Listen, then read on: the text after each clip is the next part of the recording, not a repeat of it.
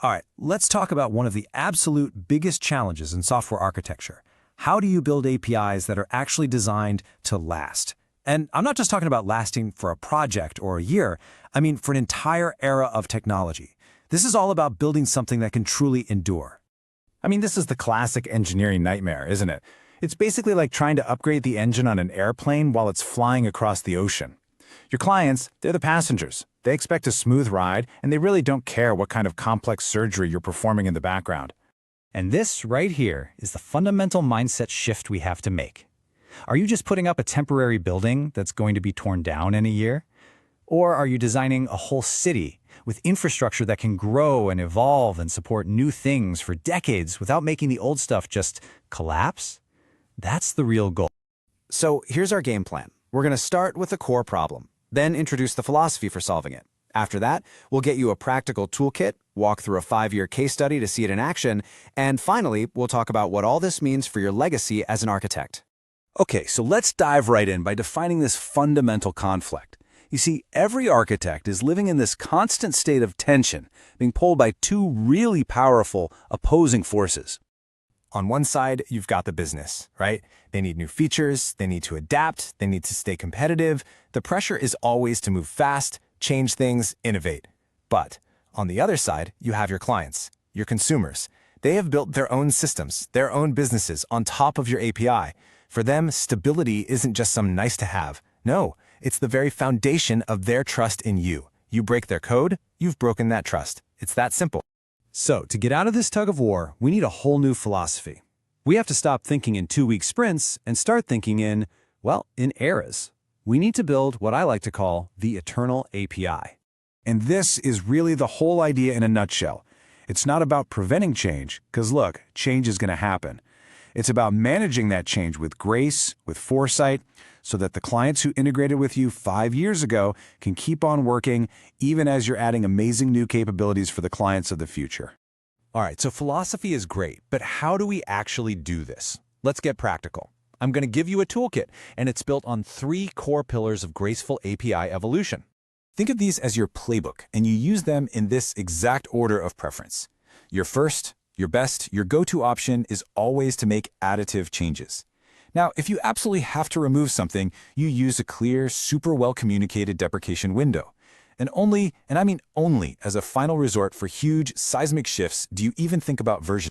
The power of this first pillar is just its simplicity. Let's say you want to rename a field. If you just change user ID to account ID, boom, you've just broken every single client integration out there. Instead, the additive approach is to just add the new field, account ID, and you leave the old one right where it is. New clients can use the new one, old clients keep chugging along perfectly, totally unaware anything even changed.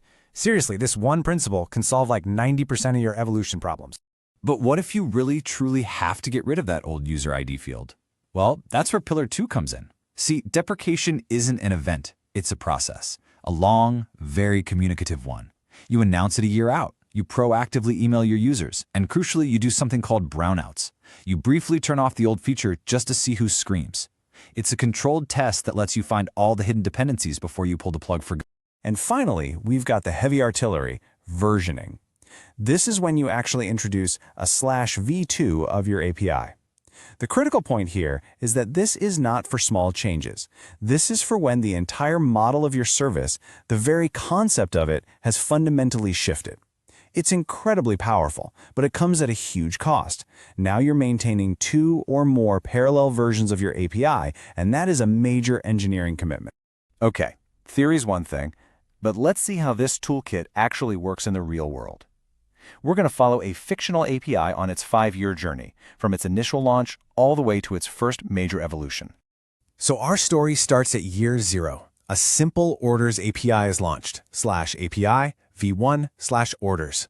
Over the next 5 years, it's going to need to add new data, get rid of old fields, and eventually go through a complete overhaul. Let's see how our 3 pillars keep it stable the whole way through.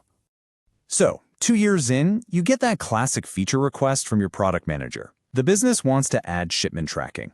Now, the temptation might be to just rework the existing response, but we know better, don't we? We reach for our first and best tool, an additive change. A brand new optional field called tracking details is simply added to the payload. For all those clients from year 0, absolutely nothing changes. They don't even see the field. Their code doesn't skip a beat.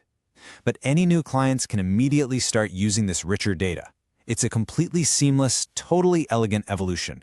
Nobody breaks. A year later, the company switches payment processors, which makes an old payment field totally obsolete.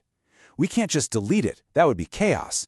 So we trigger Pillar 2, the full 12-month deprecation process.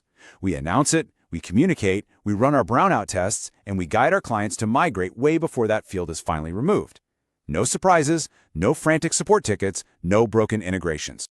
Okay, 5 years have passed. The business is totally different now. It deals with subscriptions, complex bundles. The original order concept just doesn't cut it anymore.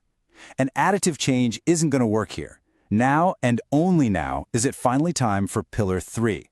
After 5 years of incredible rock-solid stability, /V2 is introduced. V1 stays online for all those legacy clients, while all new development moves over to the modern, more capable V2.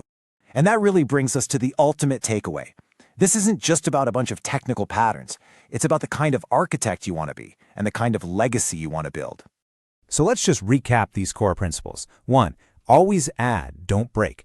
2. If you must break something, use a long, transparent deprecation process. 3. Use versioning sparingly. It's for revolutions, not for minor evolutions. And maybe most importantly, you have to start thinking of your API stability as its most critical feature. It's what builds trust. It's what creates a foundation that other people are willing to build their own businesses on. So I'll leave you with this question. As you start your next project, as you design your next interface, just ask yourself, are you building something for the next product cycle? Or are you architecting something that can actually stand the test of time? Is it built for a sprint, or is it built for a marathon? The choice is yours.